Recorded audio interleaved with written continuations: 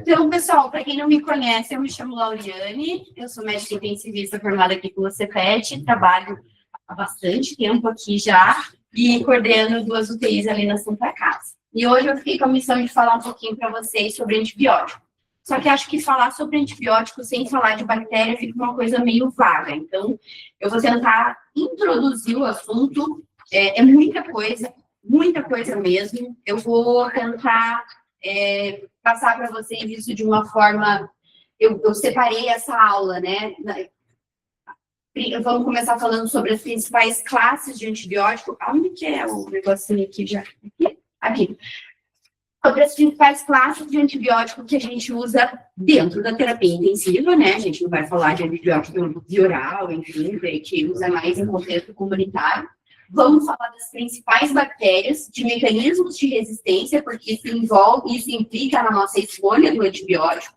Não vou falar sobre novos antibióticos, isso aqui fica com uma aula sozinha. A gente, ao longo do ano, a gente vai ter vários encontros, então a gente vai conseguir aprofundar mais. Hoje vai ser, assim, uma enxurrada de coisa, mas para vocês irem começando a se familiarizar com esses temas.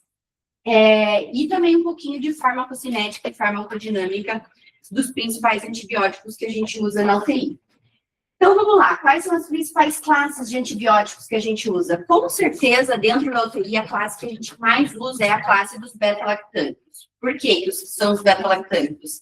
Porque eles englobam 3 grandes classes, as penicilinas, as cefalosporinas e os carbapenêmicos. Então, com certeza, é a maior classe de antibióticos que a gente usa dentro da UTI. Aminoglicosídeo, a gente usa bastante na Santa Casa, amigacina, gentamicina. Macrolídeo, a gente acaba usando também, pneumonia comunitária, para pegar germes atípicos. Sulfa, a gente tem um antibiótico que a gente usa bastante na UTI, que é o Bactrim, que é o sulfamethoxazol mais trimmetoprim, que a gente usa bastante em 2 contextos, em pneumocistose e para estenotrofomonas. Quinolonas, a gente acaba usando bastante, as quinolonas respiratórias, principalmente a fluoxacino, porque tem uma cobertura ótima no pulmão. Imidazólicos a gente também usa bastante, metronidazol, glicopeptídeo, que é a vancomicina e teicoplanina, acabamos usando bastante também para bactérias gram-positivas. Oxazolidinona e glicopeptídeo também são classes de antibióticos para bactérias gram-positivas. A oxazolidinona, talvez vocês não vão ter tanta familiaridade ali na Santa Casa, porque são antibióticos de alto custo, que é a daptomicina e a linezolida, mas a gente acaba usando mais a vancomicina, né? São antibióticos para bactérias gram-positivas. Glicilciclinas, a gente acaba usando pouco também, tetraciclinas, a doxiciclina a gente usa às vezes, em alguns casos, e polipeptídeo, que a polimixina a gente usa bastante também, em infecções por bactérias gram-negativas. A gente vai falar um pouquinho sobre cada uma delas. Eu ia falar, pode passar.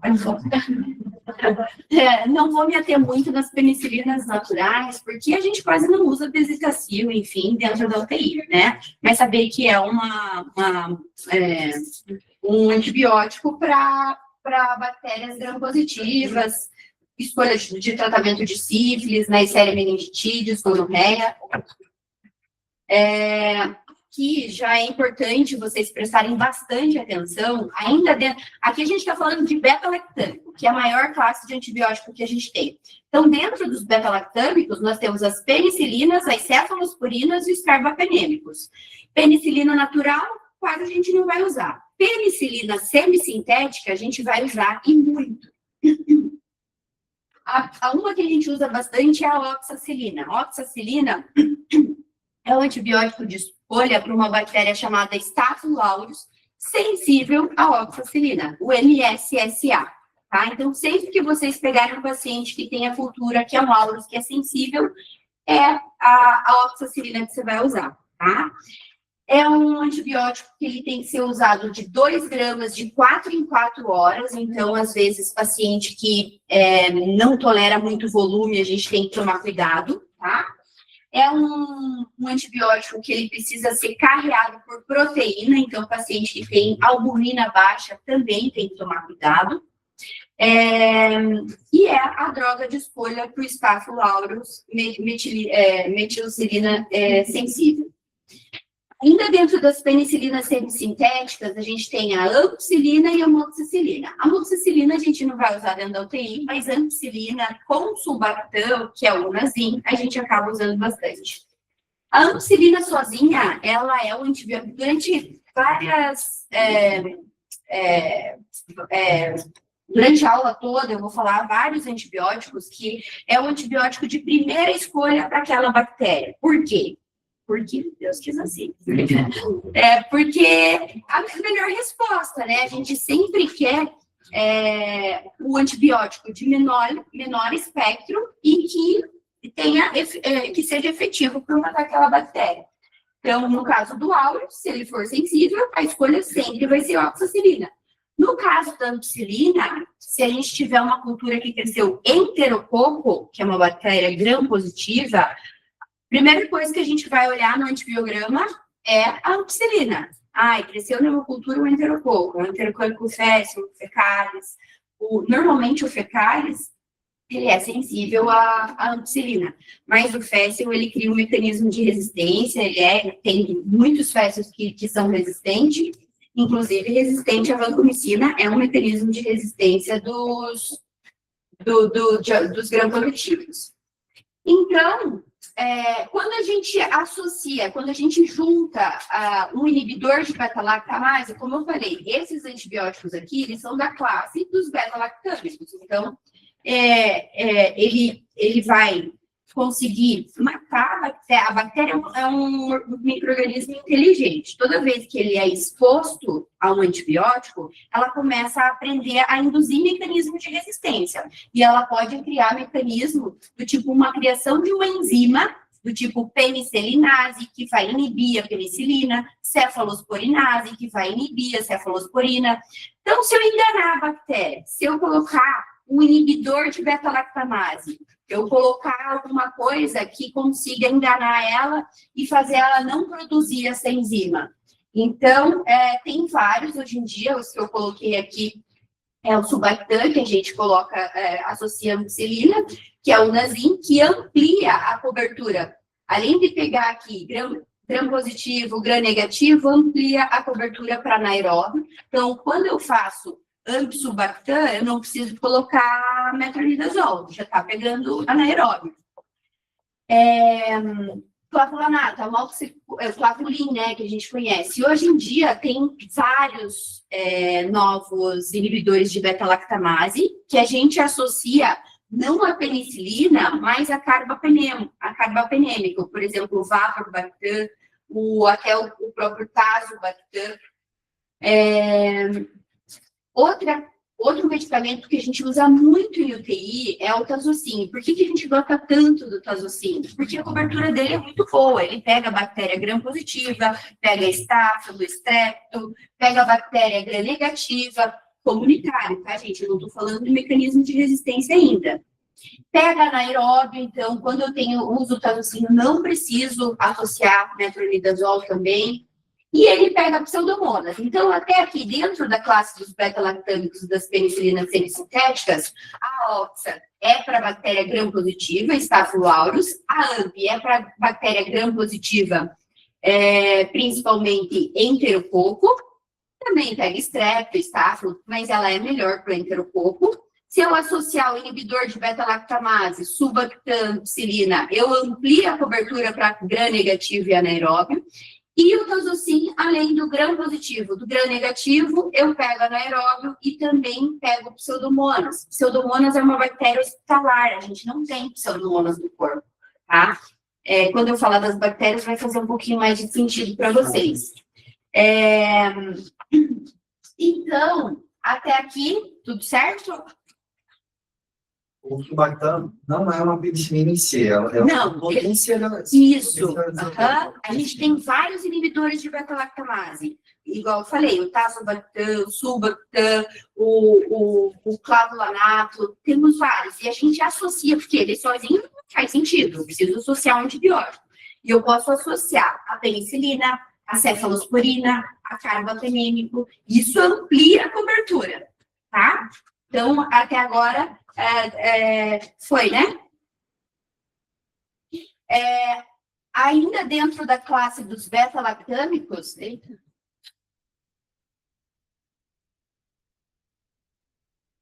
agora, ainda dentro da classe dos beta-lactâmicos, a cefalosporina. Então, cefalosporinas, a gente ainda divide elas em várias gerações.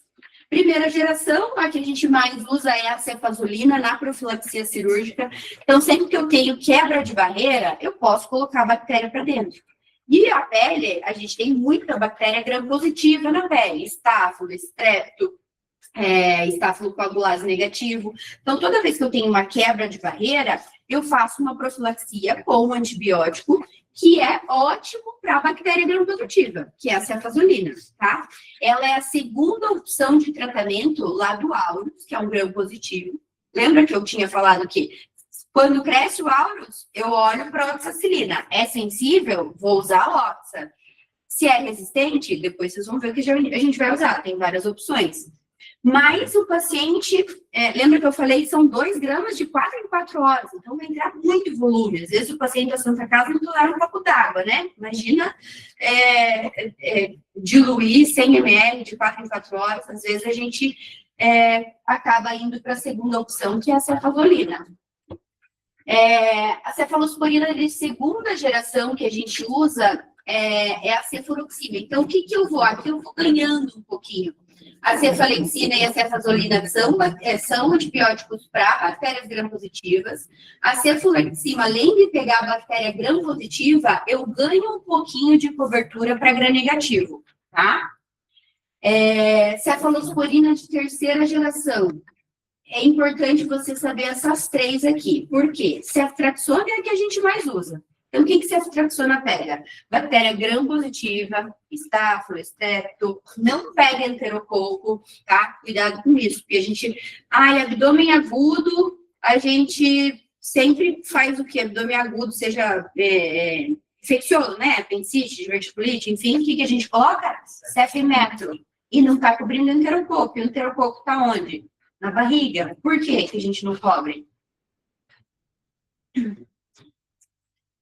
Porque a bactéria já... Nossa. Todas são. Depois vocês vão ver. A não ser aquelas 4 não fermentadoras que não são. É porque, assim, para a gente fazer infecção, a gente precisa... é colonizado por várias bactérias. Mas para a gente fazer infecção, depende de muita coisa. Ter quebra de barreira da bactéria conseguir, né, encontrar um ambiente propício para ela se proliferar, para ela... até tem a nossa imunidade também, né, que freia isso. Mas ela precisa também ter uma virulência, ter uma patogenia um pouquinho mais forte. E, normalmente, o enterococo é uma bactéria boazinha. Normalmente, ele não é um causador de infecção. Mas em pacientes imunossuprimidos que não tenham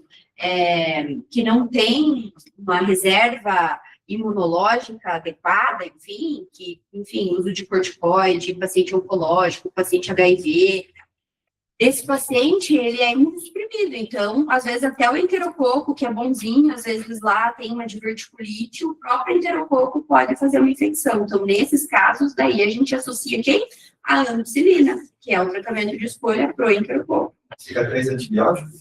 Ceftriaxona, metronidazol e ampicilina. Então, sempre lembrar de quando que você embarriga, quando que você tem que cobrir o enterococo. Normalmente, o paciente imunossuprimido, mas nesses casos mesmo, tá? Então, a ceftriaxona, ela pega bem as bactérias gram-positivas, estáfilo, estrepto, gram-negativas também, tudo isso comunitário, sem mecanismo de resistência. E ela é ótima, né? O paciente que não foi exposto ao antibiótico, ele não vai ter mecanismo de resistência. Então, a princípio, uma ceftriaxona resolve grande parte dos problemas. Penetra bem no pulmão, no intestino, no rim, enfim, tem uma boa penetração e uma posologia boa também, né? 2 gramas a cada 24 horas. Tem gente que faz 1 grama. Ceftaxima. Ceftaxima é importante vocês lembrar, porque às vezes no antibiograma não vai ter ceftriaxona. E você sempre, quando o paciente está infectado, você pede uma cultura, você quer a cultura para você escalonar o antibiótico, ou para ver se você está tratando da forma correta, escalonar, enfim. Então, quando você olha o antibiograma, às vezes não tem ceftriaxona. O que eu devo olhar, então? Às vezes tem ceftaxima, então você pode olhar a ceftaxima, por quê? Por causa de custo, tá? Não é nada mirabolante. Então, se for sensível a ceftaxima, quer dizer que aquela bactéria é sensível a cefalosporina de terceira geração. Então, eu posso descalonar para ceftriaxona. Cefazidima. Cefazidima é um ótimo antibiótico também. É cefalosporina de terceira geração. E é a única cefalosporina de terceira geração que cobre pseudomonas. Tá? Então, por que a gente fala tanto da pseudomonas? Como eu falei, a pseudomonas não é uma bactéria que a gente tem com a gente. Normalmente, essa bactéria está em ambientes hospitalares. E como ela está muito no hospital, e no hospital a gente usa muito antibiótico, a bactéria é inteligente, ela acaba aprendendo a desenvolver mecanismos de resistência. E a pseudomonas, ela sabe fazer muitos mecanismos de resistência que eu vou mostrar para vocês. Por isso que a gente teme e fala tanto dela. Então, todo paciente que infecta dentro do hospital, eu tenho que pensar em cobrir pseudomonas, né? Vou ver onde que é o sítio, o que é, enfim, mas eu tenho que pensar em cobrir pseudomonas. E a cefazidima, inclusive, é a primeira escolha para pseudomonas. Então, eu olho lá o antibiograma. Qual que é o primeiro antibiótico que eu vou ver? Cefazidima. É sensível ou intermediário? Essa é uma pseudomonas do bem, digamos assim, tá? Eu posso tratar com cefalosporina de terceira geração, a única que cobre pseudomonas, a cefazidima. As outras não, tá? As outras é tudo aqui, gram positivo com um pouquinho de gram negativo, gram positivo e gram negativo, olhar o antibiograma, a única que cobre além de gram positivo, gram negativo, a pseudomonas. A partir da quarta geração, o cefepime, vocês acho que já devem ter visto, né, algum paciente que está internado com cefepime. Hoje a gente está pensando, está colocando cefepime por quê? Porque a gente está querendo cobrir pseudomonas, porque provavelmente é uma infecção nosocomial. Então, o cefepime é a cefalosporina de quarta geração que trata pseudomonas. Algum cuidado com o cefepime. Cefepime, ele diminui muito o limiar convulsivo. Então, em paciente que já tem história de epilepsia, paciente idoso, que tem atrofia cerebral importante, que já tem alguma doença cerebrovascular, tem que cuidar que ele pode fazer estado de mal não convulsivo, pode fazer várias alterações, tá? Eu, inclusive, para idoso, não prescrevo. Sempre que tá, eu troco, tá? Tem troco para quê? Depende de onde eu foco, não tem uma receita de bolo pronta de eu falar para vocês, ó, essa infecção eu trato com esse antibiótico, essa com esse. Depende de muita coisa, até os próprios protocolos do Cajuru, a PAV lá trata de um jeito, do Marcelino é outro, porque depende muito de qual bactéria que é mais prevalente naquele local, o tempo, né, uma PAV precoce, uma PAV tardia. Então, não tem muito isso, mas quando vocês entenderem, se familiarizarem mais com essas classes de antibiótico que eu estou falando, entenderem o que pega, o que não pega, que mecanismo e quando vocês juntarem essa informação, essa habilidade de saber os antibióticos e entender as bactérias e os mecanismos de resistência, vocês têm arsenal para conseguir raciocinar e tratar qualquer tipo de infecção. É isso que tem que entender. Acho que vocês ficam um pouco afobados e querem, às vezes, qual que é o raciocínio, né? Quando a gente vai começar antibiótico para o paciente. Primeira coisa é saber onde eu foco, né? Sabendo onde eu foco, qual bactéria que é mais comum ali? Um foco urinário? Qual bactéria que é mais comum ali? É um foco pulmonar? Qual bactéria que é mais comum ali? É corrente sanguínea? Qual bactéria que é mais comum? Eu pensando na bactéria, lembra que eu falei que tem várias bactérias que a gente tem um antibiótico de escolha para aquela bactéria? Vou começar aquele antibiótico. Então, pensa no foco, pensa no, óbvio também, a gravidade do paciente, essas coisas, Se chega um paciente no pronto-socorro da comunidade, e ele chega num choque séptico violento, aquele choque séptico isso. Nora, vaso, mal perfundido, enfim, e é um paciente que nunca teve internamento recente, não teve uso de antibiótico recente, e é uma infecção pulmonar. Não tem porquê eu começar um antibiótico de amplo espectro para esse paciente, porque ele está grave. Então, a gravidade ali, se eu tenho certeza que é comunitário, CF ácido na pulmão resolve. Pensando dessa forma, lá estou na cirúrgica A, é muito pós-operatório. Eles usam muito a primeira geração. Por que não usam a penicilina, a oxa? Porque, assim, a gente tem várias bactérias gram-positivas. Lá, se você pegar os estafilocoagulase negativo, tem lá, cistocaptes, epidermides, nananã, tem um milhão, assim, a gente tem vários. A cefazolina, ela tem melhor cobertura para todos eles do que a oxacilina. A oxacilina é melhor para o aurus, entendeu? Entendeu? O meu pensamento entre a terceira e quarta geração, porque você falou que a ceftazidima cobre o pseudomonas. Geralmente custa mais barato do que usar o cefepime. Por que a gente sempre fala, não, você já vai usar o cefepime? É porque a gente tem muitas pseudomonas com mecanismos de resistência para a ceftazidima. Então, por isso que a gente não começa logo de cara. Mas, se não me engano, até no protocolo da Santa Casa, pneumo Purapav é ceftazidima. Mas aí eu sei o perfil. Anualmente, todo o hospital faz um levantamento de quais são as bactérias mais prevalentes ali dentro, do que cresceu mais em cultura, em suave, e qual que é o perfil dessas bactérias. Então, eu sei, às vezes, que a pseudomonas lá da Santa Casa, não é o perfil, né? Lá a gente tem mais epsineto, evidenciar, ISL, já vai entender tudo isso que eu estou falando.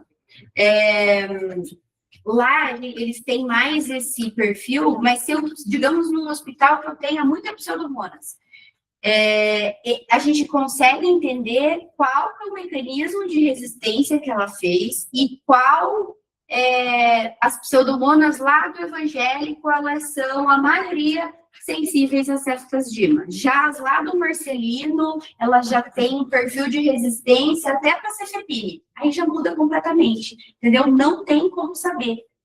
Porque assim, já ficou muito cultural, né? O pessoal fala assim, não, porque você já está usando cefepime, como se já fosse, tipo, já estou quase... Depende da bactéria, se está usando cefepime, mas da qual bactéria? Tem muito gram-negativo. Se for para pseudomonas, depende do perfil, entende? Que não é uma coisa... tipo... Já estou usando uma bazucona. Mas vocês vão ver que nessa aula a gente vai evoluindo, né? É importante vocês estudarem, depois gravarem por isso que eu vou ser bem repetitiva, a gente pode ir bem devagar, porque isso aqui é muito básico, isso aqui vocês têm que saber, tá? Então, que nem eu falei, o beta-lactâmico, com certeza, é o que a gente mais usa dentro da UTI. Penicilina a gente não usa, a natural. Agora, as semissintéticas, oxacilina, sempre que tiver MSSA, a gente vai usar. Ampicilina, sempre que tiver enterococo, a gente vai usar. O Nazim, eu falei que, o Nazim que eu falei que é a penicilina semissintética com o Subactam, eu falei aqui, ela pega estrepto, pega estáfilo, ela pega gram-positivo, né? É uma penicilina, então pega gram-positivo, pega enterococo, pega aqui até alguns haemophilus influenza, pega alguns gram-negativos também. Eu posso tratar pneumonia com o Nazim, então? O que a gente usa para pneumonia? Claro. Ceftriaxona, porque o principal causador de pneumonia é o pneumococo, é o Streptopneumoniae. Depois, quem que é? Levo é quinolona, é outra classe. Aqui a gente está falando de penicilina semissintética. Então, vamos lá. Posso usar o Nazim para tratar pneumonia? Posso, tá? Porque ele pega estreptococo, só que daí eu tenho que associar o macrolídeo, porque não pega atípico, tá? Assim como eu preciso, quando eu uso ceftriaxona, preciso associar. Quando eu uso levo, O levo já pega gram positivo, gram negativo e as bactérias atípicas. Então, eu não preciso associar a azitromicina. O trazocin, dizendo que foi uma evolução dentro das penicilinas semissintéticas, tá? O trazocin pega gram positivo, então quer dizer que pega o estáfilo, pega o estrépito, pega o enterococo, porque é uma penicilina, diferente da ceftriaxona, que é uma cefalosporina, pega anaeróbio e pega pseudomonas. Então, por isso que a gente gosta tanto de trazocin, entendeu? Numa infecção abdominal serve, numa infecção pulmonar serve, numa infecção de pele partismole serve. Só não vai servir em sistema nervoso central, tá? E quando você tiver gram negativo com mecanismo de resistência ou pseudomonas com mecanismo de resistência, que isso vai ficar um pouquinho mais para frente. Então, dentro dessas... É importante vocês irem parando e perguntando, adorei, porque vão tirando dúvidas. Às vezes pode, mas é uma pergunta besta, eu vou ficar com vergonha. Não tenho vergonha. Às vezes é uma coisa óbvia que eu não disse, mas que precisa ser dita. Às vezes o óbvio precisa ser dito também. Então, a primeira geração, inclusive, aqui, ó, se você quer pegar gram positivo exclusivamente, você fala, não, já vou começar uma ceftriaxona que é melhor. Não, a cefazolina ela é muito melhor porque ela pega vários gram positivos, que às vezes a ceftriaxona não vai pegar, tá? Então, lembrar aqui da pseudomonas, aqui também da pseudomonas, lembrar do limiar convulsivo, tá? Evitar em paciente idoso, tem ajuste para função renal, esses aqui não tem. A Caroline é uma cefalosporina de 5ª geração que pega MRSA, que agora a gente não falou de mecanismo de resistência, tá? Mas é caro, não tem no SUS, a gente quase não usa. Mas não é porque é 5ª geração que vai pegar pseudomonas, ela não pega pseudomonas, tá? Doutora, me tira uma dúvida. Por exemplo, um paciente que tem reação alérgica, alergia a ceftriaxona, eu tenho que mudar de classe ou as gerações anteriores estão comprometidas e as posteriores não? Difícil, porque ele pode ter alergia a beta-lactâmico, entendeu? Mas normalmente, digamos assim, é mais raro a gente ver alergia a ceftriaxona, é mais comum a gente ver com penicilina, que está dentro da classe dos beta-lactâmicos. Então, você sempre tem que tomar cuidado quando o paciente fala que é alérgico à penicilina e fazer cefalosporina, carbapenêmico, tem que ficar meio esperto, porque pode ser que ele tenha alergia ao beta-lactâmico. Mas o que eles mais fazem é a penicilina. Mas não você tem que sempre ficar alerta, mas não quer dizer que é alérgico à ceftriaxona que vai ser alérgico ao outro. E ceftolozane eu coloquei aqui, mas ele não entra como 5ª geração, na verdade ele não existe sozinho. O ceftolozane é uma cefalosporina nova. Pensa assim, ó, as bactérias, elas existem, sempre existiram, né? Sempre causaram infecção. Só que, antigamente, lá na Idade Média, todo mundo pegava uma infecção e morria, porque não tinha antibiótico. Qual que é a história do antibiótico? Quando esqueci o nome dele, descobriu a penicilina, os soldados começaram a aplicar a penicilina antes de ir para a guerra. E eles viam, enfim, se cortam, né? A maioria morria, ou se não morria baleado, estava morrendo de infecção depois. E eles perceberam que quando eles usavam a penicilina, e não eram mortos por outro motivo, eles não morriam de infecção. Então, começou a usar a penicilina. Então, até isso, 1950. Então, o único antibiótico que a gente tinha era a penicilina. Depois, começaram a ver que, usando, a bactéria foi entendendo, como é que eu faço para não deixar isso aqui me matar? Ela foi criando a penicilinase, uma enzima que não deixa a penicilina agir. Então, a gente foi tendo mecanismos de resistência. Mesma coisa com as bactérias gram-negativas, né? Isso foi evoluindo. E Mas enfim, por que eu ia falar isso? Me perdi. Por causa dos... Isso, porque eu ia falar do novo antibiótico. Mas enfim, e começou a ter tanta bactéria gram-negativa e a gente usar tanto antibiótico, e as gram-negativas elas são mais espertas que as gram-positivas. Elas sabem fazer mais mecanismos de resistência. Então, daí foi vindo penicilina, cefalosporina, carbapenêmico e aumentando a resistência. Até mais ou menos 10 anos, a gente não tinha antibiótico novo, a gente ia até meropenem e acabou. E agora, o que faz? Porque as bactérias estão tendo resistência. Então, começaram a estudar novos antibióticos para a gente não morrer de infecção. Estimavam até que em 2050, se não surgissem antibióticos novos, o que mais ia matar seria infecção. Não ia ser câncer, não ia ser acidente, não ia ser AVC, infarto, ia ser infecção, porque a gente não ia ter antibiótico novo e as bactérias iam continuar produzindo mecanismos de resistência. Então, começaram a surgir vários novos antibióticos. Eles começaram a juntar antibióticos antigos com novos inibidores de beta-lactamase, porque o beta-lactâmico ele engana a bactéria, né? O inibidor de beta-lactamase.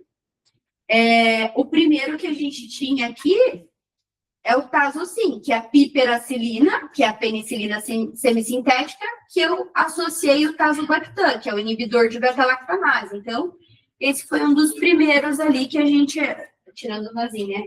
Que eu falo que tem uma cobertura mais ampla, que a gente associou.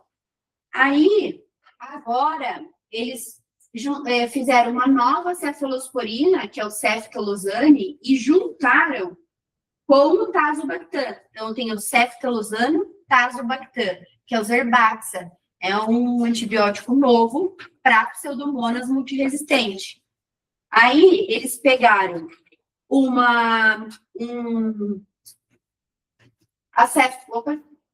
eles pegaram a Ceftazidima, que é uma cefalosporina de terceira geração, e juntaram com um novo inibidor de beta-lactamase, Avibactam, que é o Ceftazidima Avibactam, que é o Torgena, que é um antibiótico para KPC, para bactéria gram-negativa que tem mecanismo de resistência. Então, e agora tem vários outros novos, tem meropenem, helibactam, tem acho que uns 5 a mais. No Brasil, a gente só tem o Torgena por enquanto. Está chegando o meropenem, helibactam, se não me engano, acho que já chegou. Mas o que a gente usa, que a gente tem para usar para o KPC, é o Torgena. Já vai entender o que é KPC. Era só para não passar esse essa flexiona, eu já vi muito usado de 12 em 12 ou 2 gramas uma vez ao dia. Tem superioridade? Tem explicação para isso? Eu não achei nada. Então, assim, quando eu falar lá de farmacocinética e farmacodinâmica, vai fazer um pouco de sentido isso. Podemos responder essa pergunta lá no final?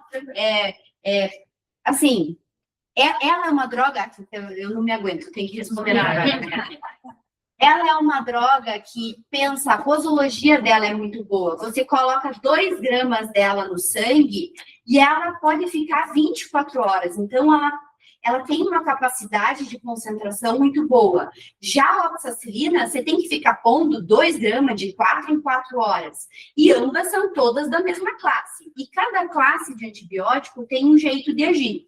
Tem antibiótico que precisa de uma dose muito alta logo de cara, para ele conseguir fazer o efeito bactericida, de matar a bactéria, e depois ele pode ficar numa concentração mais baixa na corrente sanguínea, e mesmo assim ele está fazendo o efeito bactericida.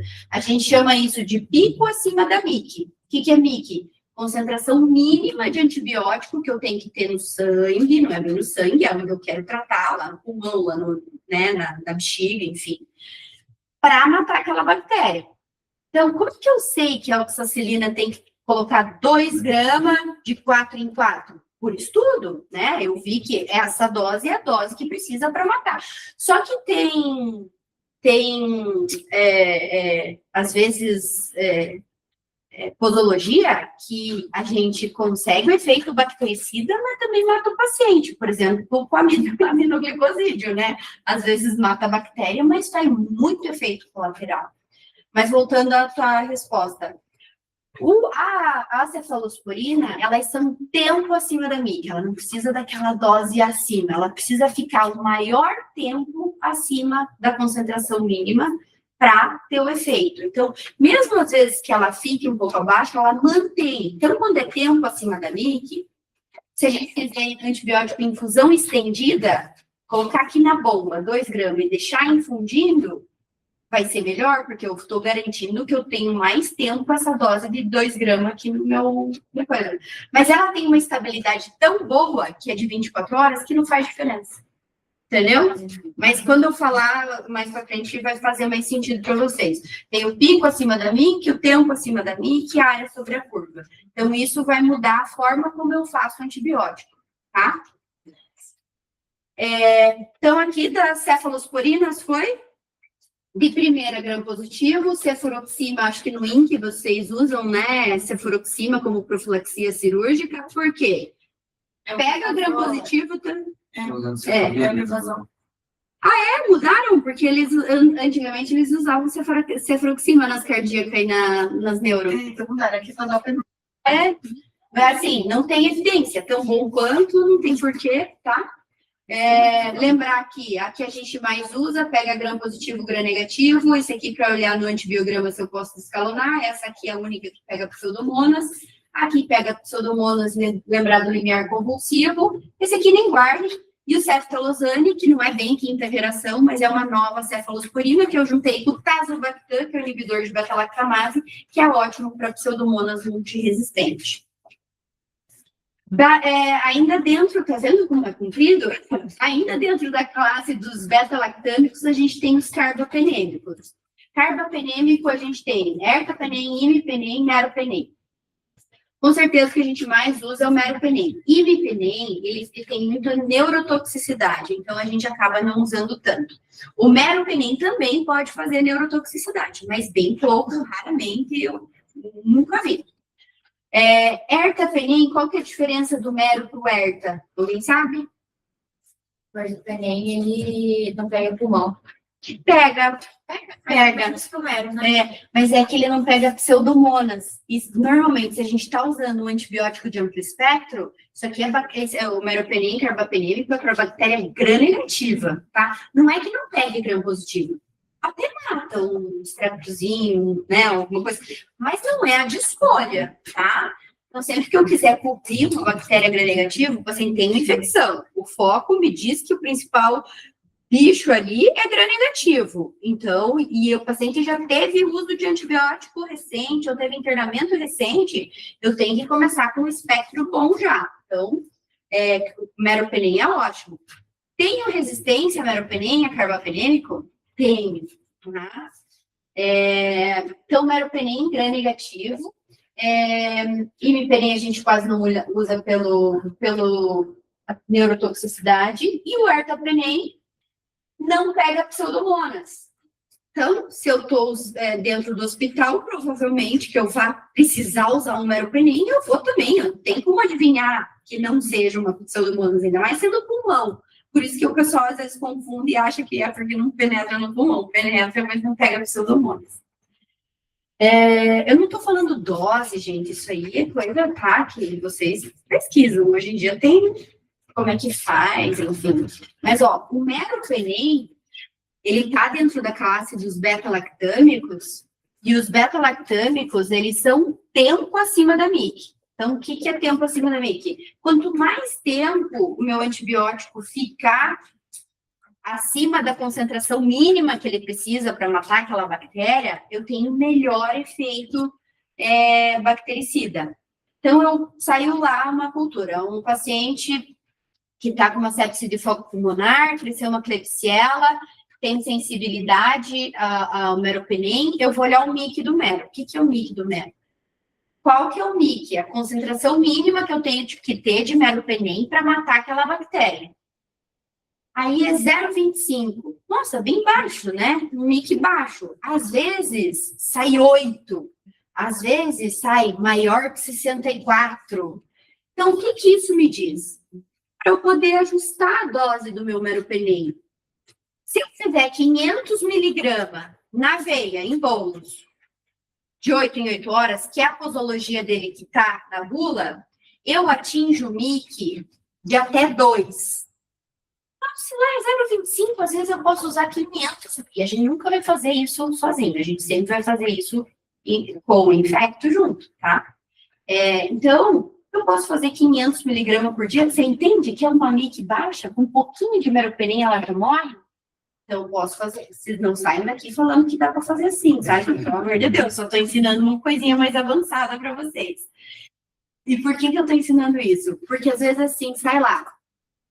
Meropenem resistente. Putz, é resistente a mero, não posso usar mero. Mas daí tem lá um MIC de 16.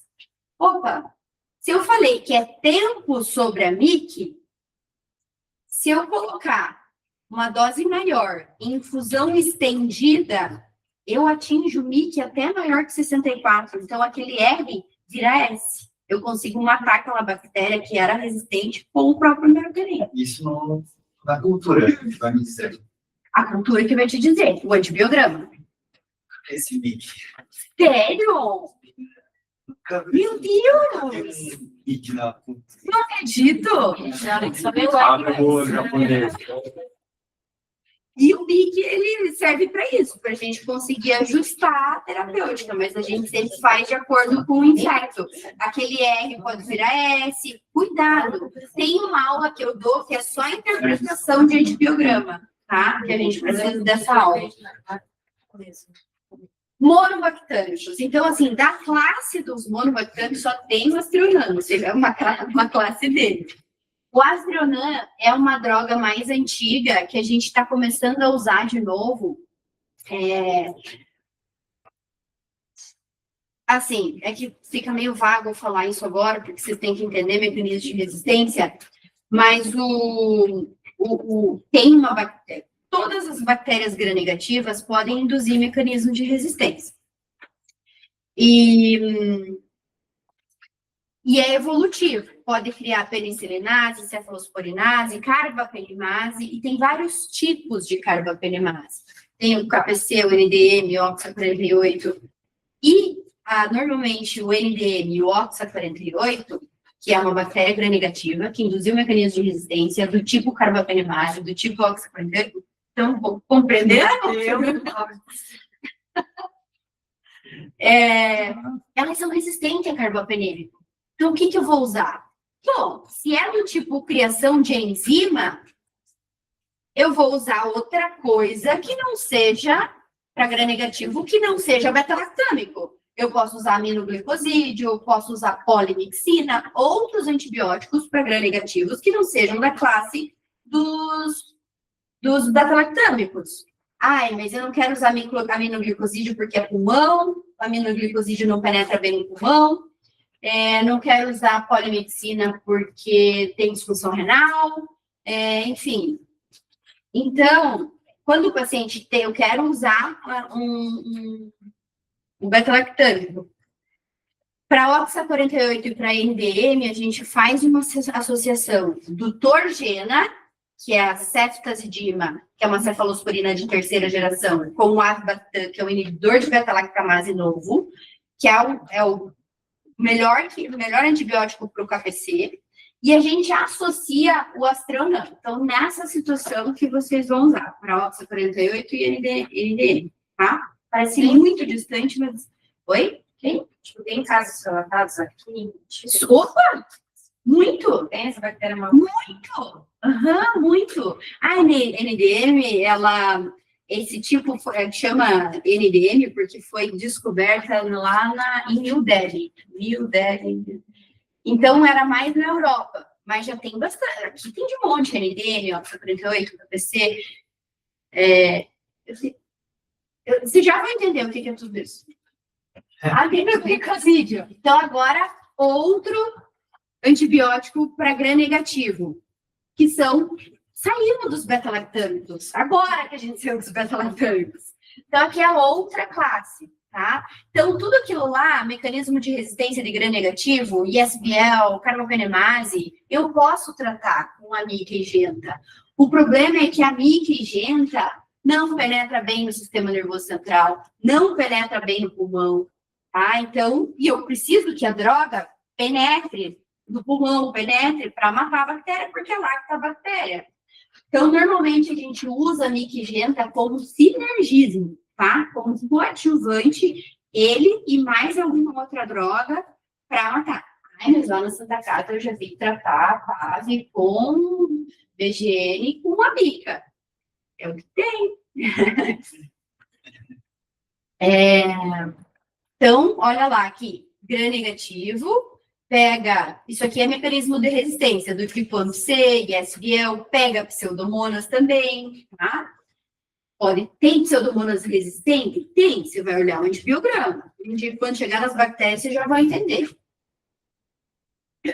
Macrolídeo, outra classe. Aqui, macrolídeo serve para germes atípicos. Vocês sabem por que a gente chama os atípicos de atípicos? Que a gente classifica as bactérias em gram-positivas, que coram pelo gram, que tem parede celular mais grossa, gram-negativas, que tem uma parede mais fina, e as que não tem, que são diferentonas, são atípicas, tá? Elas não crescem em cultura também, então você não vai ver uma hemocultura com uma clamídia. A gente dosa por antígeno urinário, PCR. E por que é tão importante falar disso, dessas bactérias? Porque a pneumonia comunitária, primeiro, bactéria que mais causa pneumonia é o Streptopneumoniae. Em segundo, Mycoplasma. Em terceiro, clamídia. Então, por isso que a gente sempre trata a pneumonia assim. Então, você está falando que é estrepto, micoplasma e clamídia. Eu não posso dar só, então, a vacina para tratar a pneumonia? Por que eu associo o beta-lactâmico? Que o estrepto tem resistência, tem vários estreptos com resistência a macrolídeo. Mas no paciente, a gente aqui, jovem, rígidos, sem comorbidades, até posso arriscar, né? Porque o negócio é não poder errar, tá? Então, você pode até fazer tratamento com... Tem diferença da ácido para clárito para tratar a pneumonia por germe atípico? Não. Eritromicina usa nas grávidas em alguma situação que eu não lembro. Mas eu queria falar da eritromicina, que um efeito colateral da eritromicina é que ele acelera a motilidade intestinal. Então, é um ótimo, inclusive está no guideline de manejo de ilho, eritromicina EV, e daí você consegue aumentar a motilidade intestinal. Só curiosidade mesmo. Vamos para outra classe, as sulfas. Então, sulfa, o que a gente mais usa na UTI, na verdade, o único que a gente usa na UTI é o sulfamethoxazol mais o trimidoprim, em duas situações. Para tratar a pneumocistose, né, paciente HIV, e para tratar essa bonita aqui, ó. Você escutei familiaridade, hoje as meninas escutaram eu falar dela. Stenotropomonas é uma bactéria não fermentadora, ela também não existe dentro da gente. Normalmente ela está em ambientes hospitalares, ela gosta de superfícies úmidas, coisas mais umidificadas. Em paciente que já usou antibiótico, pensa lá, quando eu estou usando antibiótico, eu estou matando as bactérias sensíveis de todo o meu corpo, certo? E as que foram colocadas em mim, digamos, se eu peguei ali uma Stenotropomonas no hospital, ela vai se proliferando, porque ela não pega, né? Esse antibiótico que eu estou dando, ela não morre. E o paciente pode fazer infecção. Então, normalmente, um paciente que já está internado há muito tempo, que já está usando antibiótico há muito tempo, começa a ficar muito secretivo, tem que pensar em pseudomonas, principalmente o paciente que está com umidificação ativa, ventilação, tá? Quinolonas, as que a gente mais usa são as quinolonas respiratórias, levo e moxafloxacino. O levo pega tanto o gram-positivo, estáfilo, estrepto, pega gram-negativo, haemophilus, moraxella, pega atípico, micoplasma, clamídia, legionela, e pega pseudomonas. O moxi não, tá? Por isso que a gente acaba usando mais levo. Aqui, Ciprofloxacino, segunda geração, pega gram-positivo, pega gram-negativo, pega pseudomonas. Nossa, que beleza! Por que a gente não trata a pneumonia, então, com cipro? Penetra no pulmão. Penetra bem. Cipro penetra até dentro do osso. É ótimo. O ortopedista adora. Por quê? Por causa dos idosinhos? Não, porque não pega pneumococo direito. Então, né, e o pneumococo é o principal causador. Então, entendendo que você sempre tem que pensar no foco, qual bactéria, e para daí escolher o antibiótico. E agora, daqui a pouco, vocês vão colocar ainda mais o mecanismo de resistência. Gente, tem uma boa notícia. Eu estou demorando, eu estou fazendo bastante, mas não vai ter aula do Vini depois, tá? Não se preocupe. Podem curtir a aula. Podem curtir a aula. Vocês devem estar pensando, meu Deus, essa louca não para de falar e tem mais uma aula. Mas também, se ficarem muito cansados e quiser dar uma pausa, vamos dar uma pausa agora aqui, quando a gente vai falar para passar dos antibióticos para as bactérias, porque daí é bastante coisa, vocês vão ter que prestar bastante atenção. Então, aqui eu não coloquei, eu vinha falando de classes, né? Aqui eu separei quem cobre anaeróbio, tá? Que é a classe dos imidazólicos e a classe das lincosamidas. Então, o metronidazol, ele é ótimo para anaeróbio abdominal, tá? Bacteroides fragilis. E a clindamicina, ela é melhor para gram-negativo, para anaeróbio de pele. Então, por isso que naquele pé diabético, às vezes a gente associa CF-clinda e barriga a gente associa CF-metro, melhor, tá? Via aérea também, posso tratar com clinda? Posso, mas o metro pega bem também, tá? Lembrar que o metronidazol também pega toda essa galera aqui, ó, que às vezes vem aquelas diarreia, enfim, né? A gente não sabe se é protozoário, se é infecciosa, enfim, então não precisa colocar o albendazol nesses casos de giardia, amebíase, porque o metronidazol já pega. Aqui são antibióticos para bactérias gram-positivas. A gente tem a glicilcitrina, lipopeptídeo, oxazolidinona. Eita. Então, assim, linezolida pega bem bactérias gram-positivas, principalmente Staphylococcus, e principalmente Staphylococcus resistente a quem? A oxacilina, que é o MRSA. Então, é ótima, tá? A linezolida é ótima. Eu só tenho que cuidar com a linezolida que ela pode induzir plaquetopenia, se eu estou usando muito tempo, por exemplo, sei lá, 14 dias, enfim, às vezes não tem muita relação com o tempo, mas lembrar que pode fazer plaquetopenia. Dos lipopeptídeos também, antibiótico para gram-positivo, eu tenho Staphylococcus resistente à oxacilina. Quem que eu posso usar? Daptomicina. Daptomicina é um antibiótico que ele tem uma alta ligação proteica. O que significa isso? Pensa, se eu coloco antibiótico na veia e ele se liga à proteína, ali, à albumina, ele fica mais tempo na corrente sanguínea do que se distribui para o tecido. Então, é ótimo para tratar a infecção de corrente sanguínea. Essa bactéria está no sangue, está no coração, é o melhor. Daptomicina é um antibiótico de escolha para endocardite.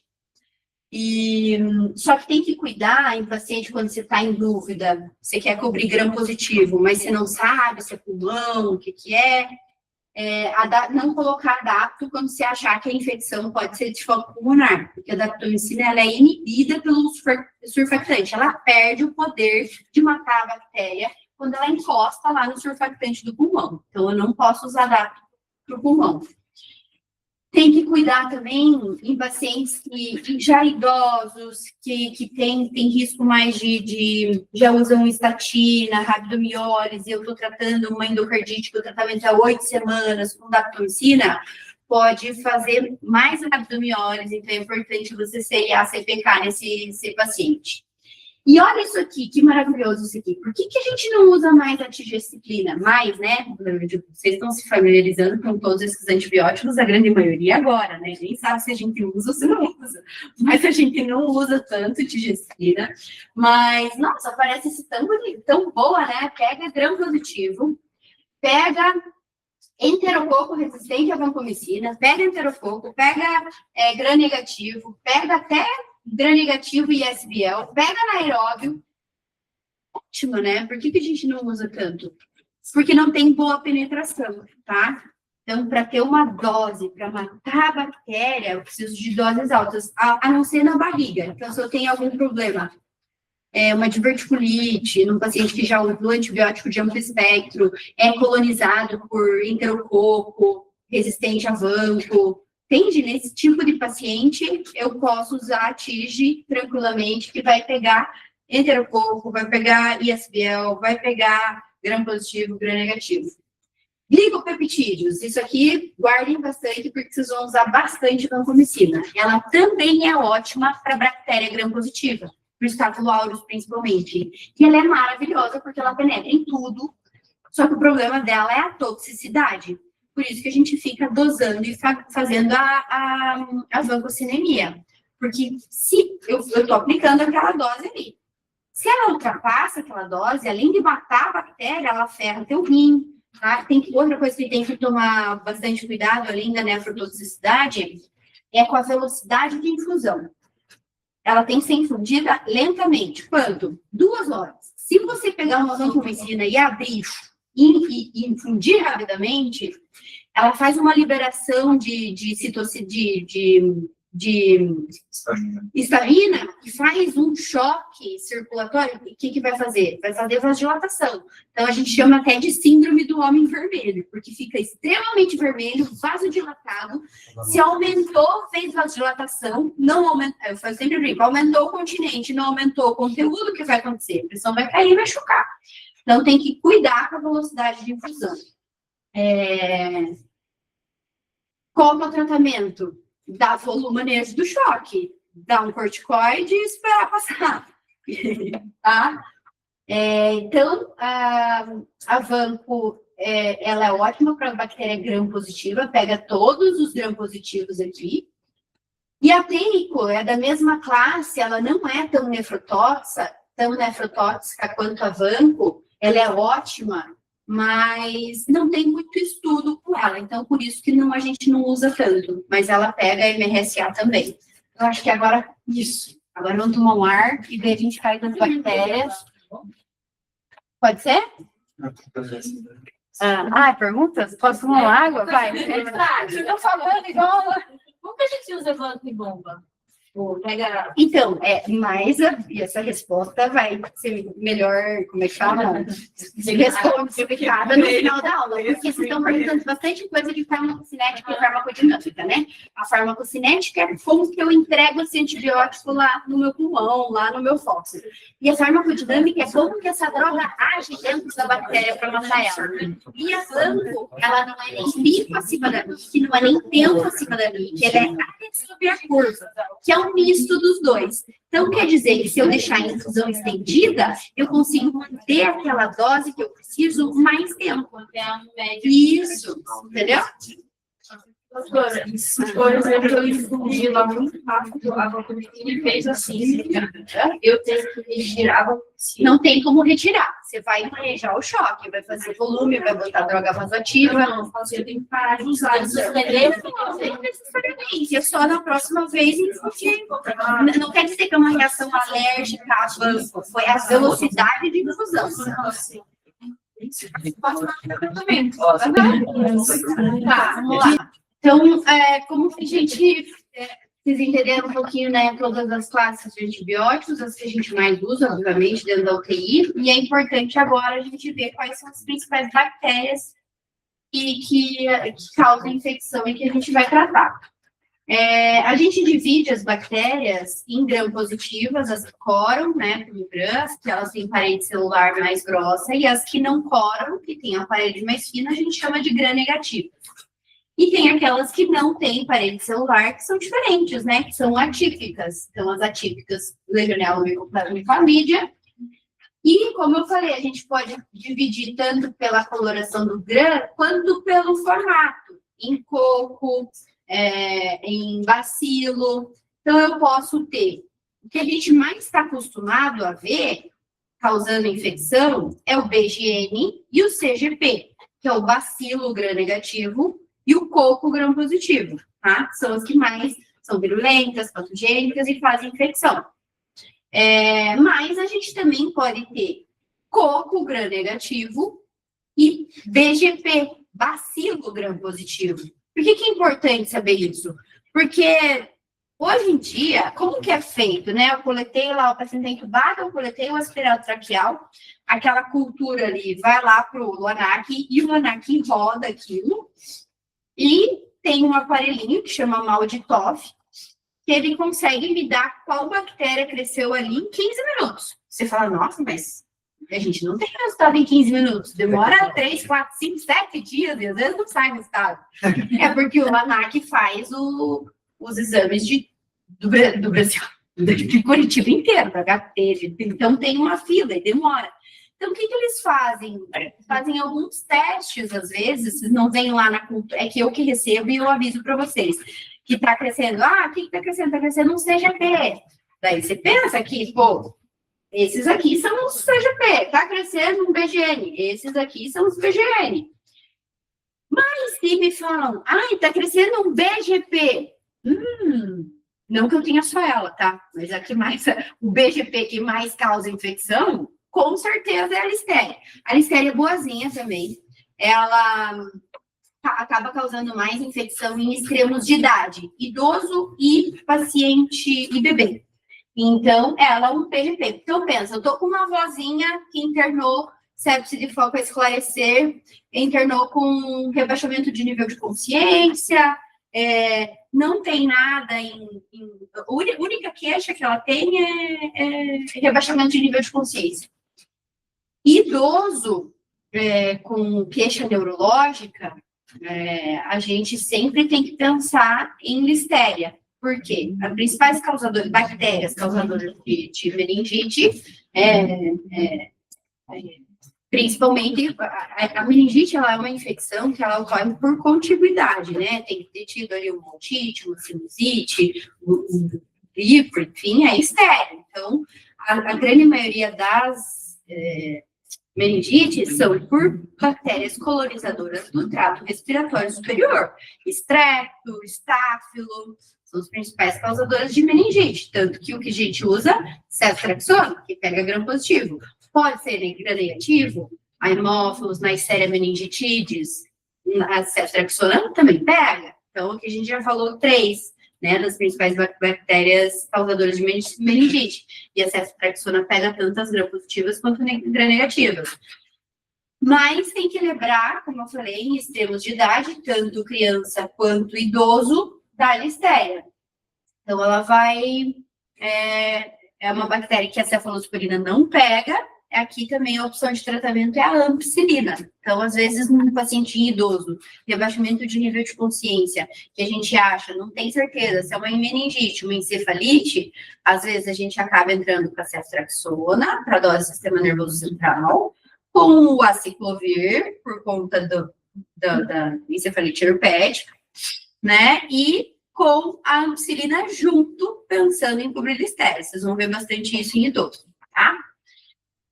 Então, se essa vozinha que chegou, eu ainda não tenho muita certeza do que é, né? O que eu acredito que seja ali uma meningite, e falam para mim que está crescendo no sangue um BGP, eu já sei o que é. Entendeu? Aí não tava com ampicilina, ligeiramente eu vou botar ampicilina, tá? Então, aqui a ampicilina, aqui os macrolídeos, tanto claritromicina quanto a azitromicina. Coco gram-negativo, quem são? A Neisseria meningitidis, causadora de infecção de viés superior e meningite. A Haemophilus influenza e Moraxella.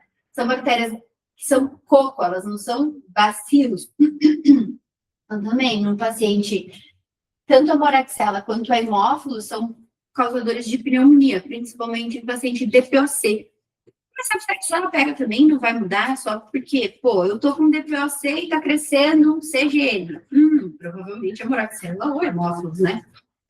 E aqui que vocês vão ter que saber bem todos eles, porque a gente vai ter muita infecção por essa galera todo dia dentro da UTI, tá? Então, quem são os coco gram-positivos? Deixa eu pensar aqui, eu vou passar aqui, que fica mais fácil. Então, vamos falar dos cocos gram-positivos.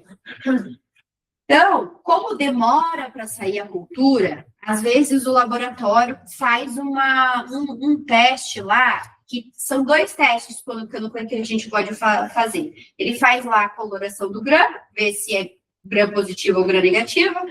Deu gram positiva. Então, eu pego essa gram positiva e posso fazer uma prova que chama catalase. Isso o laboratório que faz. Pega a lâmina e põe no seu quê, seca, depois põe no seu quê. São 7 passos que ele faz, que é essa prova da catalase. E a catalase positiva vai me dizer se esse CGP é um estáfilo, ou se ele é negativo, ele só pode ser um estrepto ou um enterococo. Esses são os cocos gram-positivos. Ou é estáfilo, ou é estrepto, ou é enterococo. Então, a catalase positiva me diz se é estáfilo. Esse estáfilo, eu posso fazer outra prova. Então, tá, colopelograma, é gram-positivo, catalase positiva, é estáfilo. E esse estáfilo, ele é aureus ou não aureus? Mas por que quer saber? Porque o aureus é muito patogênico, é uma bactéria ruim, que pode fazer infecções gravíssimas. Então, é importante a gente identificar ela rápido. Então, a prova da coagulase, se é positiva, é um estáfilo aureus. Se é coagulase negativo, a gente chama de coagulase negativo ou não aureus. E onde que tá aí? Onde que estão essas bactérias? Aqui, tá? Aqui. A gente tem vários coagulases negativos na pele. Por isso que a gente usa cefazolina e profilaxia cirúrgica. Quais são eles? Captis, hominis. Cara, bota aí, tem vários. Vamos ver cultura, sei lá, quem estiver botando no final de semana, tem muitos, assim. Então, como eles têm bastante na pele, às vezes a gente pede hemocultura, e normalmente a gente pede 2 amostras, e às vezes cresceu em um coagulase negativo. Poxa, provavelmente a contaminação, né? Entenderam? Porque tem muito. Às vezes não fez asepsia direito, aspirou um coagulase negativo junto. Mas agora, cresceu um coagulase negativo em 2 hemo, foco é pele e partes moles, provavelmente é a causa da infecção, tá? E daí o aureus. Esse aureus ainda, ele pode ser sensível à oxacilina, que a gente chama de MSSA, que eu posso tratar com oxazolina ou cefazolina. E esse aureus, ele pode ser resistente à oxacilina. Mas como é que eu sei que ele é sensível ou resistente? Olhando o antibiograma. É ele que vai te dizer se é MRSA ou se é MSSA. E o resistente, como que a gente trata o aureus resistente à oxacilina? Tem várias opções de tratamento. Vai depender do foco, né? É um aureus, é uma meningite por estáfilo aureus. Eu vou preferir vanco ou linezolida, tá? Tu também pega. Uma pneumonia, não posso usar dacto, porque é inibido no surfactante. Entende? A escolha de quem eu vou usar aqui para o MRSA depende do foco onde eu quero, onde está esse aureus, tá? Se está no pulmão, se está na corrente sanguínea, se está no sistema nervoso central.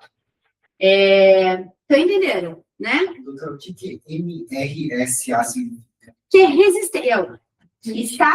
Estáfilo aureus resistente à metilcilina, que é a oxacilina. MSSA Estáfilo aureus sensível à metilcilina, que é a oxacilina. Entendeu? Então, o mundo se resume a isso, dos gram-positivos. Mentira, tem mais coisa. E por que é importante saber isso? Porque é uma bactéria bastante comum dentro do hospital e é um demônio, faz muita infecção gravíssima. Então, é importante a gente saber como identificar e como tratar e onde ela está. Então, voltando lá. Fez a catalase, não é estáfilo. Se não é estáfilo, ou é estrepto ou é enterococo.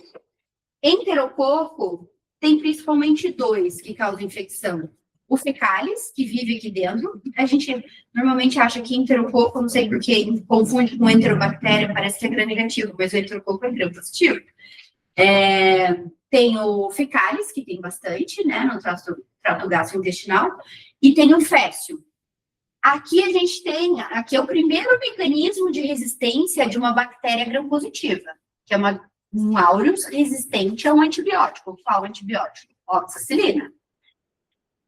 Aqui a gente tem um outro mecanismo de resistência de gram-positivo.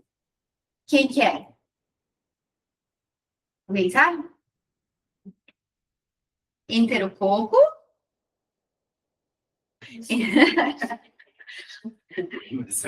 Enterococo. Lembra lá que droga que a gente usa para matar o enterococo? Ampicilina. Então, cresceu. Só que lembra que eu falei que o enterococo é bonzinho. Raramente ele vai causar infecção. Mas um paciente imunossuprimido com queda de barreira, pode ser o enterococo causador de infecção. Então, eu vou olhar, cresceu na minha cultura um enterococo. Qual que é o primeiro antibiótico que eu vou olhar?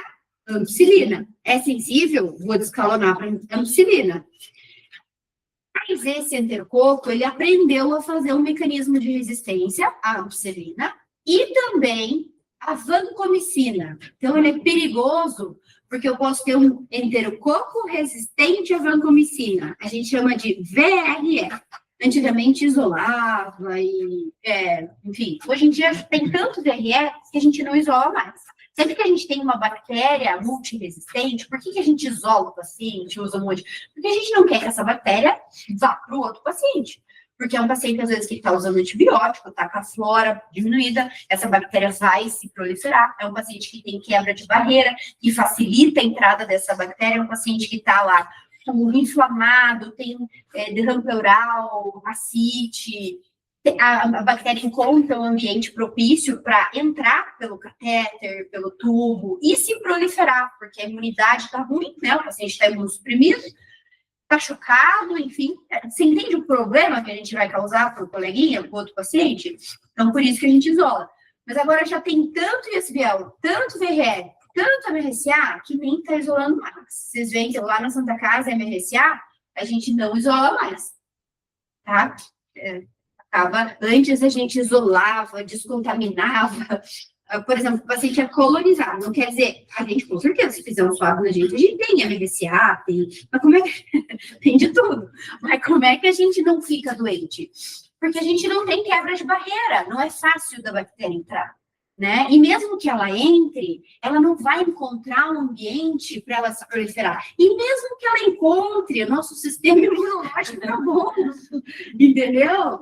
Vai começar lá, o macrófago já vê, entrou alguém aqui, tá aqui, macrófago, lembra lá, resposta imuninata, enfim, começa a apresentação do antígeno, capsoniza, enfim, outro assunto. Outra aula. Mas, enfim, então aqui já temos 2 mecanismos de resistência de bactérias gram-positivas. O MRSA, que é resistente à oxacilina, e o enterococo, que é resistente à vancomicina. E como é que eu trato esse enterococo?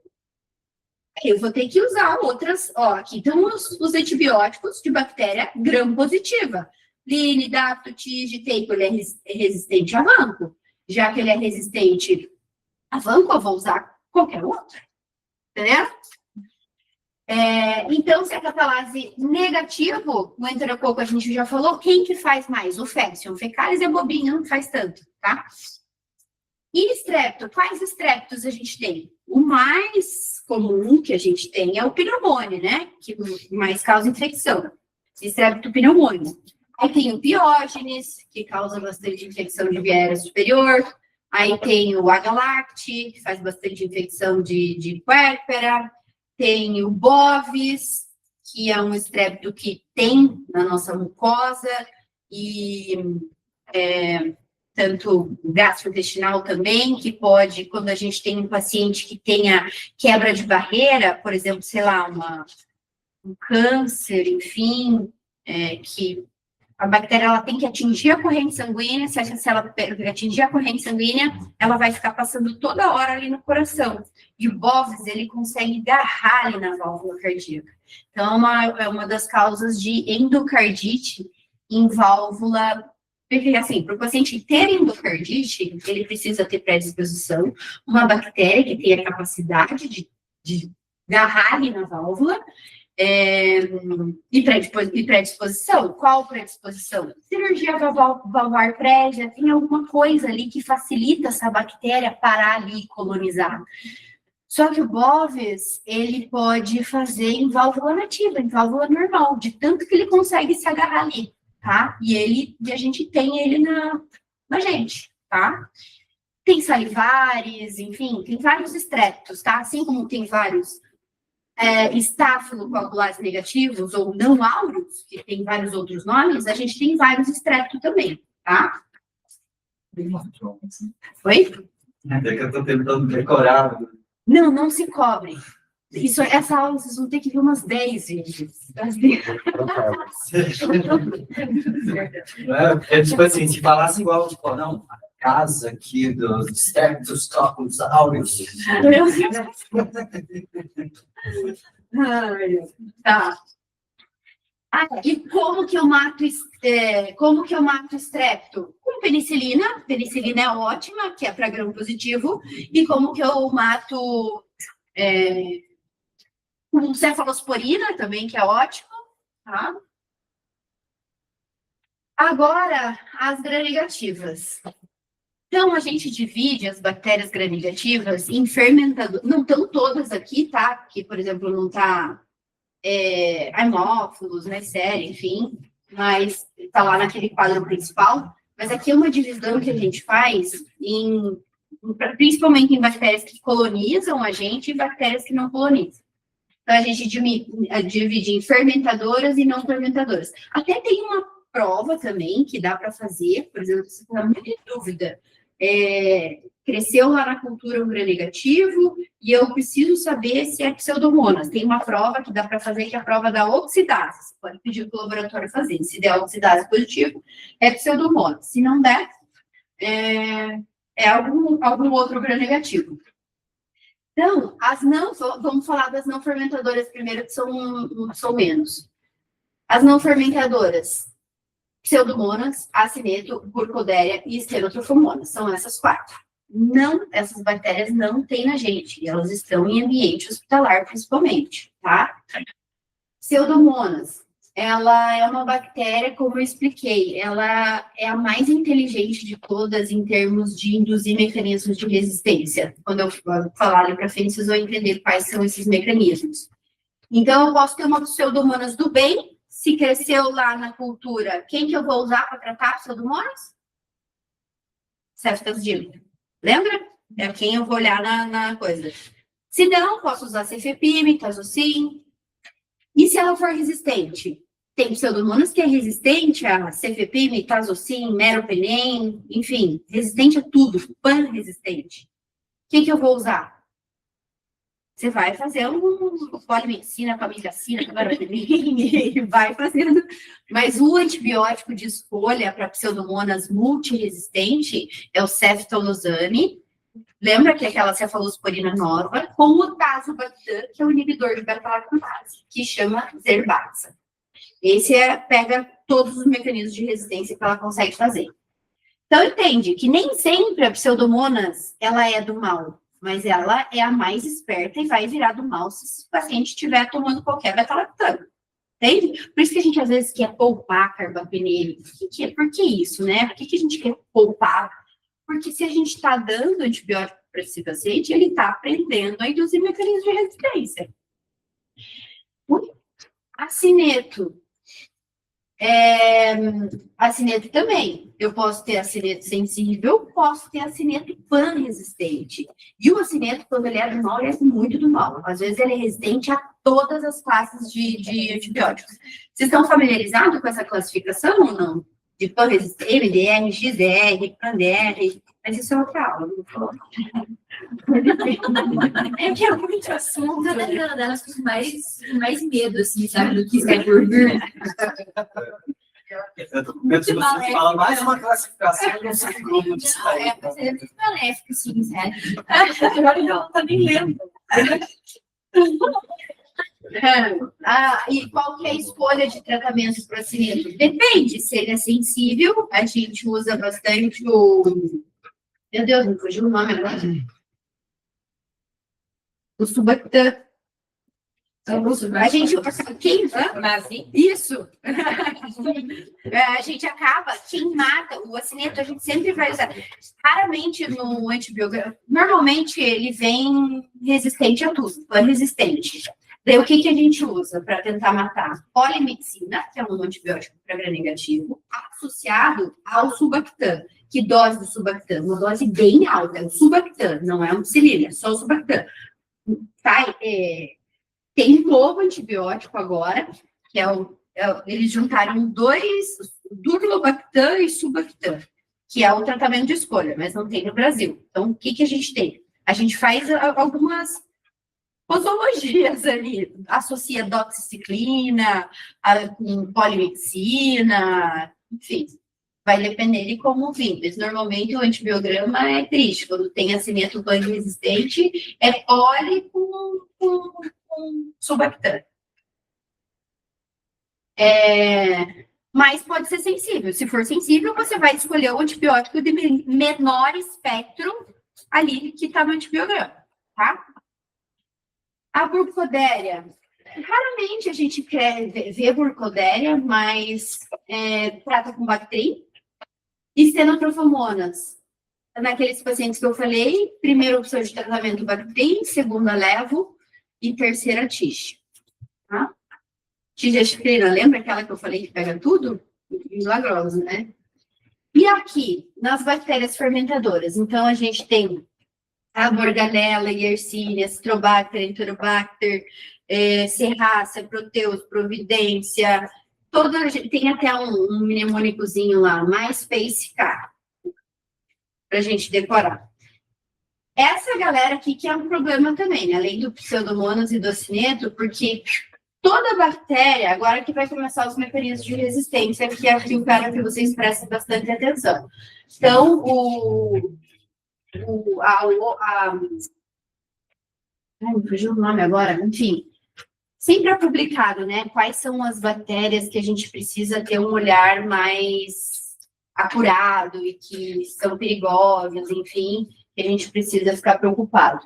Então, aqui é o Staphylococcus resistente à metilcilina, o Enterococo resistente à vancomicina, dos gram-positivos, e dos gram-negativos, as enterobactérias resistentes ao carbafenêmico, a Pseudomonas multidroga resistente e o acineto multidroga resistente. Então, por que é tão importante a gente ter essa cultura cedo e se preocupar com Pseudomonas e acineto? Porque eles são os que mais fazem pan-resistência, resistência a todas as classes de antibiótico.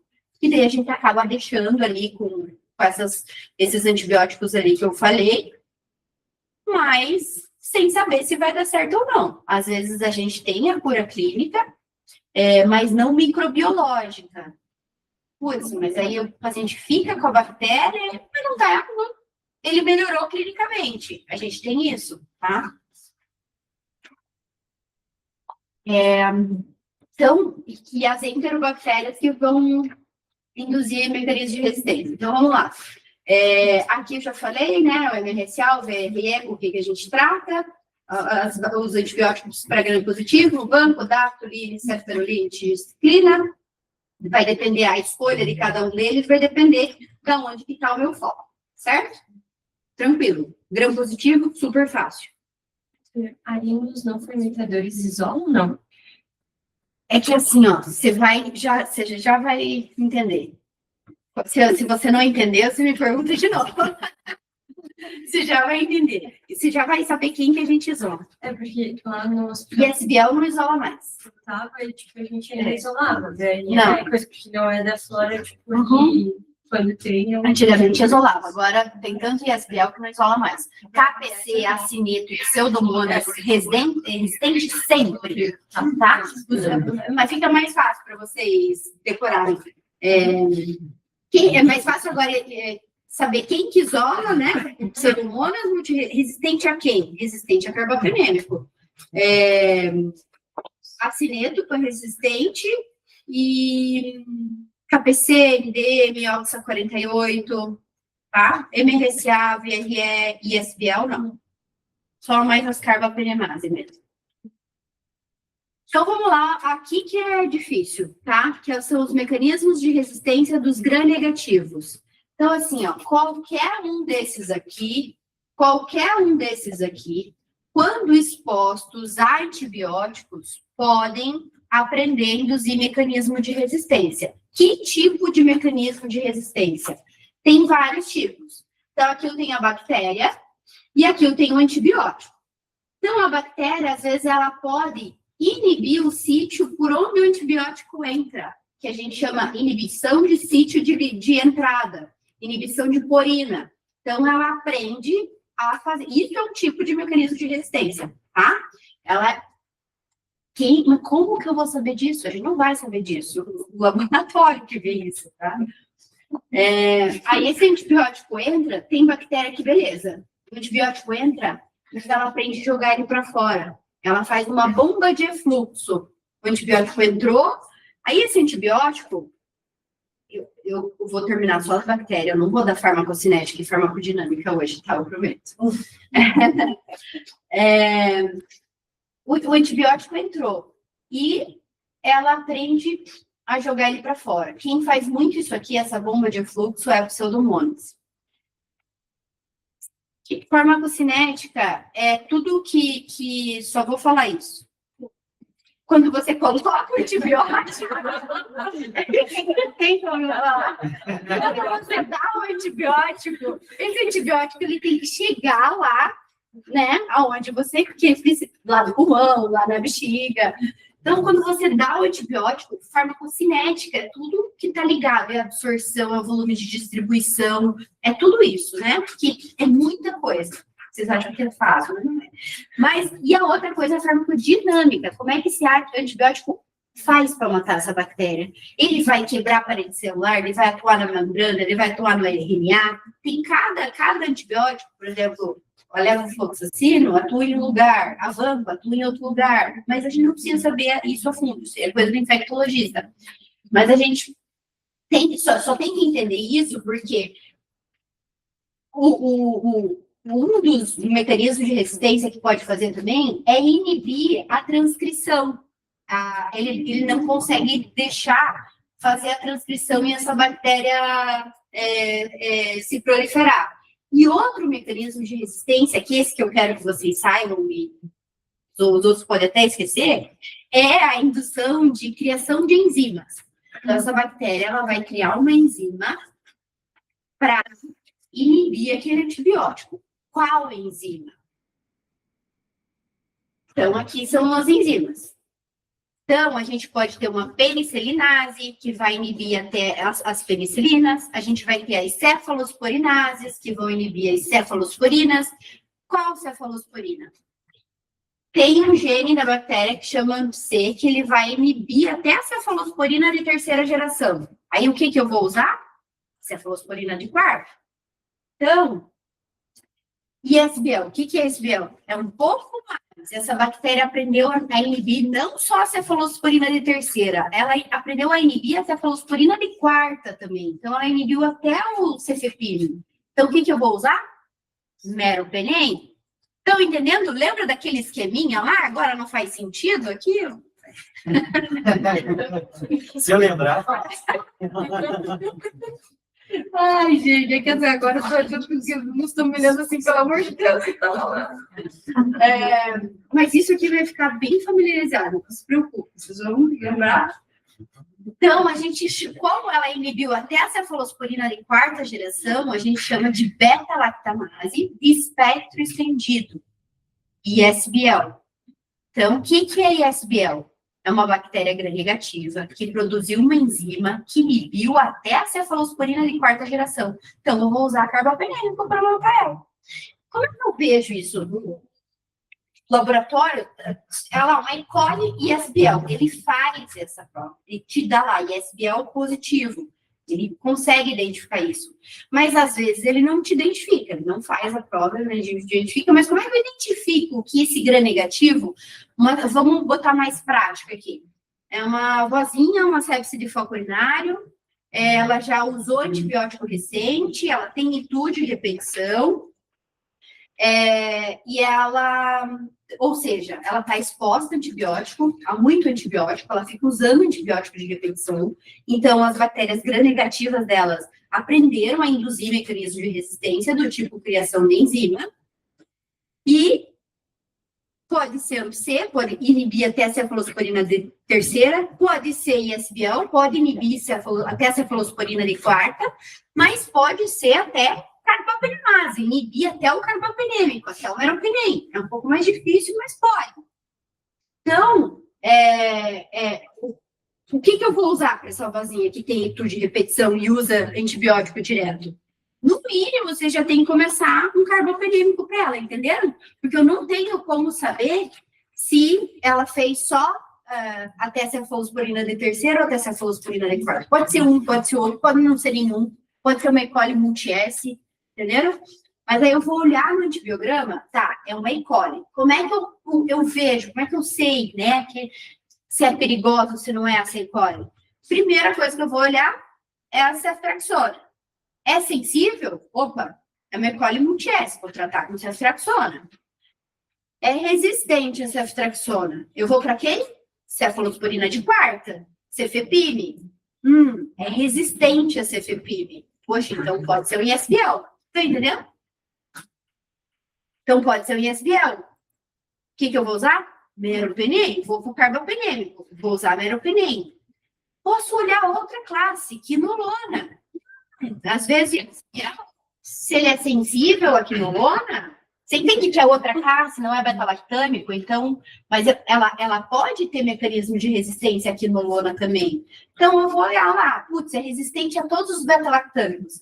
A cefalosporina, aos carbapenêmico, eu não vou olhar, não quero tratar com beta-lactâmico, porque provavelmente seja mecanismo de criação de enzima. Então, eu vou olhar a quinolona, por exemplo, dependendo do foco, né? Se penetra bem, enfim. Mas, enfim, é resistente a meropenem. Putz, ela foi além, ela inibiu o cefo de terceira, cefo de quarta, meropenem, e agora, o que eu uso? Não dá para usar mero. Amigacina, polimixina, amigipoli, né? Daí a gente faz. A bactéria gram-negativa no paciente com choque séptico, a gente até faz terapia dupla. Tem alguns estudos já defendendo que a gente pode fazer monoterapia, só um antibiótico. Porque vocês vão ver que a gente faz, às vezes, associação de vários antibióticos, mas isso é assunto para outra aula. Vamos continuar aqui no antibiograma. Eu ia estar falando, pois é, não tem. Vamos usar outra classe, vamos usar polimixina, vamos usar amigacina, tá? Se ela é resistente a carbapenêmico, tem vários tipos de resistência. Isso aqui que eu quero que vocês entendam. O que é KPC, o que é NDM, o que é Oxa 48. São tipos de carbapenemase. Então, é uma bactéria gram-negativa. Eu vou repetir porque para ficar bem na cabeça de vocês. Então, o que é KPC, o que é Oxa, o que é NDM? É qualquer daquelas bactérias gram-negativas lá que foram expostas a beta-lactâmico, principalmente.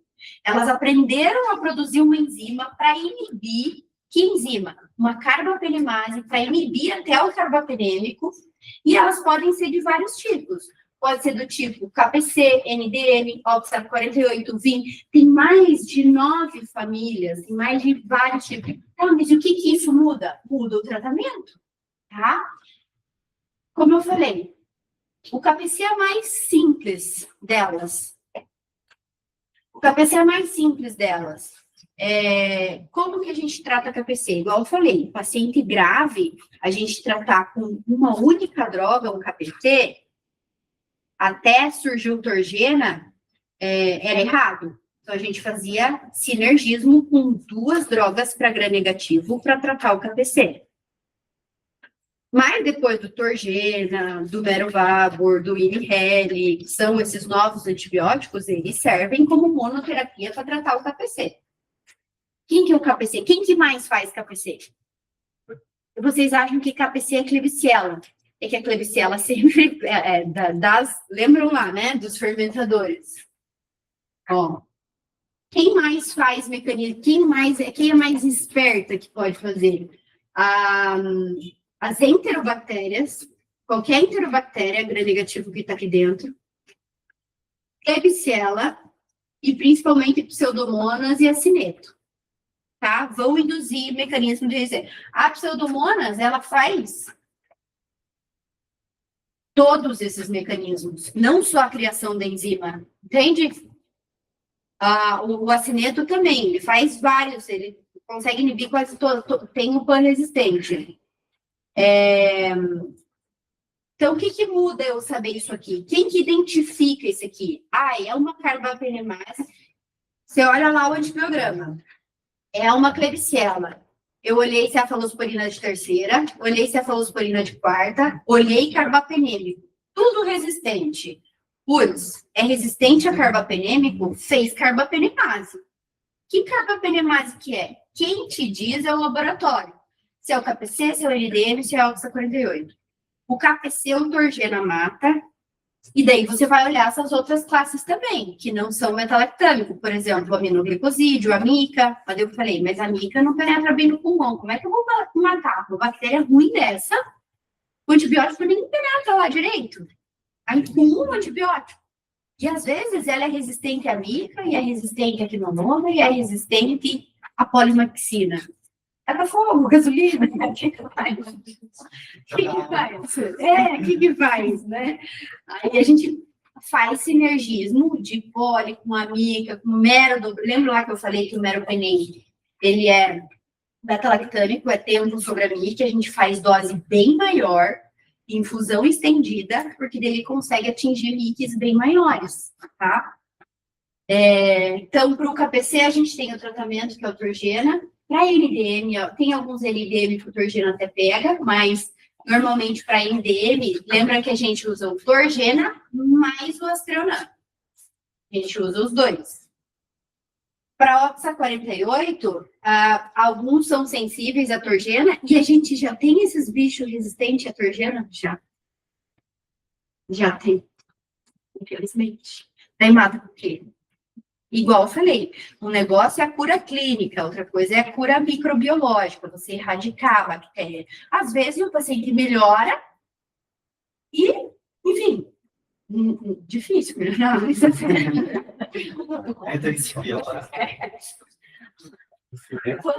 quando cresce na hemocultura, então, um bicho desse, um acineto resistente, o que faz? Aqui só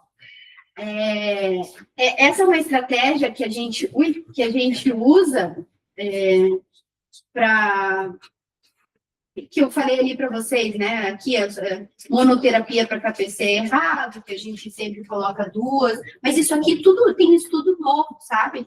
E estão defendendo monoterapia para Torgena, óbvio, né? Com esses novos antibióticos também, ok? Mas com por exemplo, a micacina, tem que sempre associar o antibiótico. Esses aqui eu não vou falar, a gente já falou, e acho que esse aqui, vocês já estão bem cansados, né? Não? Só uma dúvida. Só para dizer assim, você ia falar sobre isolamento. Tá, então, não, eu respondi ali para ela, porque assim, ó, você viu que foi uma evolução dos gram-negativos, que podem inibir a CFD terceira, a CFD quarta, o carbapenêmico, então, que é o ISBL ali. Antigamente a gente isolava esse paciente, mas tem tanto ISBL que você tem custo, né, com o isolamento do paciente e tudo. E, então, acaba que não isola mais. Quem que a gente isola? É mais fácil decorar quem que a gente isola. A gente acaba, aquelas bactérias perigosas ali, tem o MNSA, o BRE, a gente não isola mais. Mas quem que a gente isola? Pseudomonas multi-R, acineto multi-R, e qualquer enterobactéria, qualquer gram-negativo daquelas ali, que induzam um mecanismo de resistência do tipo que inibe até carbapenêmico, carbapenemase, KPC, OXA48, NDM, entendeu?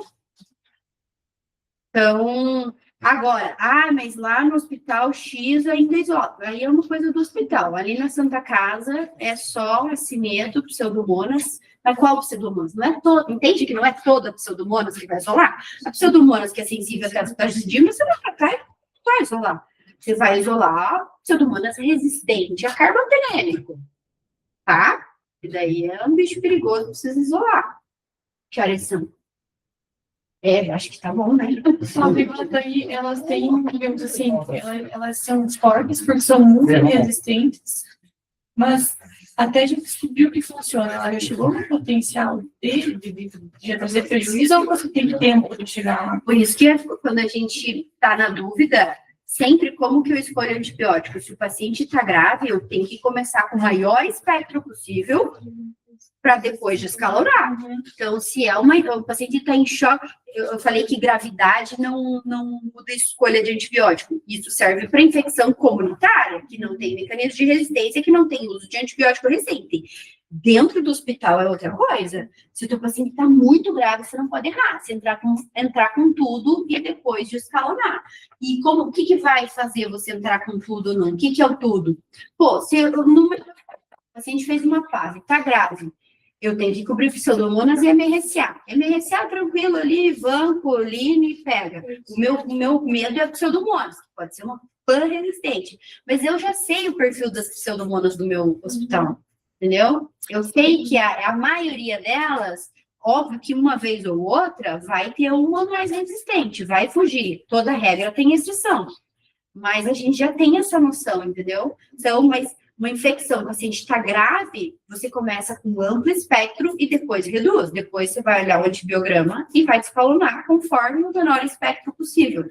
Tem gente que olha o antibiograma e fica olhando muito para mim, que na verdade vocês nem estavam olhando o MIT, né? Mas,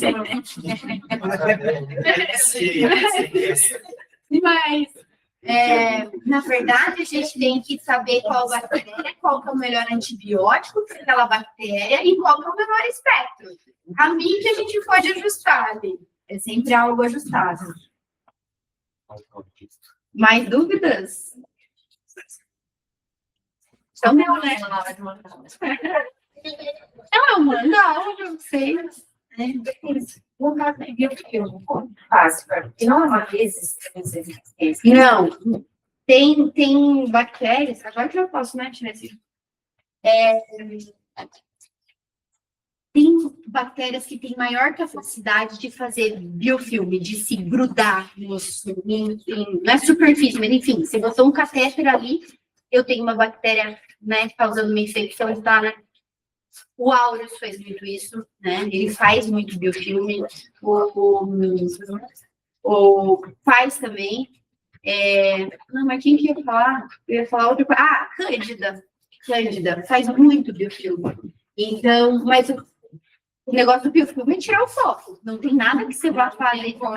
Antibiótico em loco ali, essas coisas. Cara, isso aí só se for assim, paciente que não tem acesso e que você, enfim, daí até dá para fazer essas coisas, fazer o antibiótico local ali, mas normalmente é tirar. Se tem biofilme, tem que tirar.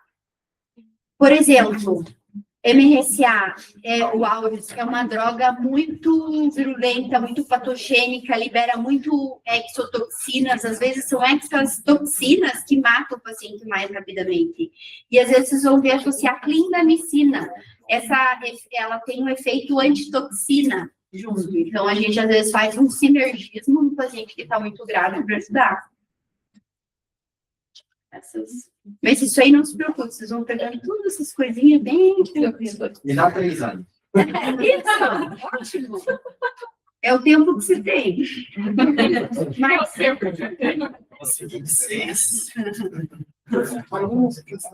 claro, eu faço. Deixa eu pensar um negócio aqui. Igual eu falei, quem cuida de vocês, essa parte do ensino, é o Vini, né? Ele faz as aulas de quarta, tem aquele esquema. Mas ele sempre chama, por exemplo, quando quer falar de neuro, vai chamar a Carol. Quando ele quer falar de infecção, vai me chamar. Então, tem algumas aulas que eu vou dar, tipo, por exemplo, de interpretação de antibiograma, de infecções mesmo. Acho que vocês gostam bem. Pneumonia, bactéria, isso que eu falei, de como que começa, como que pensa, como que escolhe o antibiótico, de onde que tira, entende? Daí a gente constrói esse raciocínio. Tá bom? Então, fechou.